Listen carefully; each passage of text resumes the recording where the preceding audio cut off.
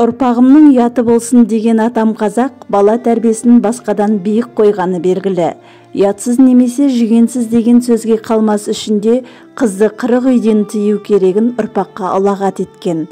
Ондайларды көрсе, аяғын детік қыспаған, аузын шеше қыспаған деп қыз тәрбиесіндегі ана рөлінде баса айтқан емес пе еді. Жүйелесек, қазақ баласын үш-ақ ауыз сөзбен тәрбиелеген, жақсыдан үйрентіп, жаманнан жирентіп отырған. Оның алғашқысы ұят болады, екіншісі жаман болады, үшіншісі обал болады. Ұят болады дегені өлімнен ұят күшті, ұятты істеме дегені, жаным арымның садағасы дегені еді. Жаман болады дегені жақсы сөз жарым ырыс, жамандықтан аулақ жүр дегені. Жақсының шарапаты, жаманның кесапаты тиеді дегені еді.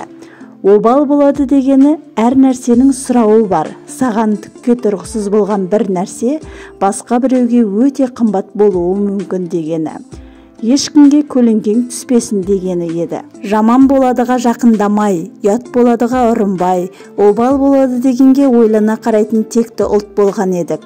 Бүгінгі күні осы үш сөзге тоқтаймыз ба? Ұлт ретінде тоқтамақ үшін де ақ сақалды қария мен ақ самайлы әжеміз тоқтасын. Ұлағатты ел ұрпағына ұғындырмақ керек те. Сөзге тоқтайтын ұрпақ қазір бар ма? Бұл күні тиым сөздер тиым салала ма?